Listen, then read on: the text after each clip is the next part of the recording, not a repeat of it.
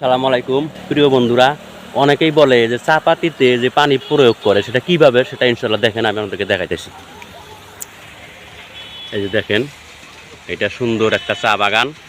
এখানে কিভাবে মোটর লাগানো আছে, বিশাল মোটা মোটা পাইপ লাগানো আছে।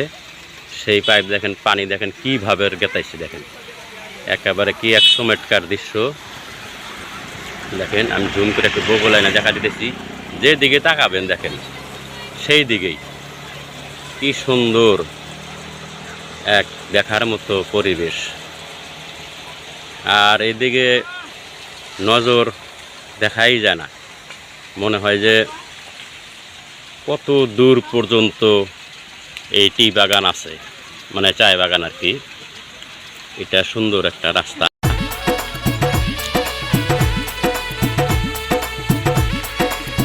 বন্ধুরা, এটা একটা দেখার মতো জিনিস।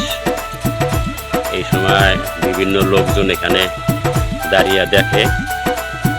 আমি জিনিসটা নিজের কাছে অত্যন্ত ভালো লাগছে, সেই জন্য আপনাদেরকে দেখিয়ে দিলাম।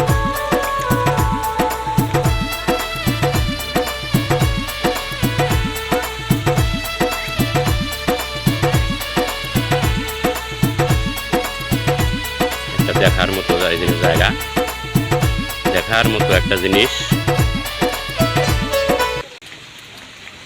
তো আসলে এই চা বাগানে তার মানে যে পানি প্রয়োগ করতে হয় এই খরাঙের দিনে, যেহেতু সেচ জাতীয় জিনিস, সেই জন্যেই এরকম মানে মোটর ফিটিং করা আছে। সেখান থেকে বিভিন্ন পাইপ নিয়ে আর কি, যেমন জায়গায় জায়গায় এরকম ফিটিং করছে।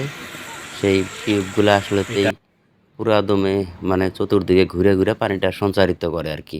সেই জন্য এরকম বিভিন্ন দৃশ্যমূলক অনুভব হয় আর কি। সাধারণত চাপাতি তো আমাদের দেশের আসলে এক মূল্যবান সম্পদ।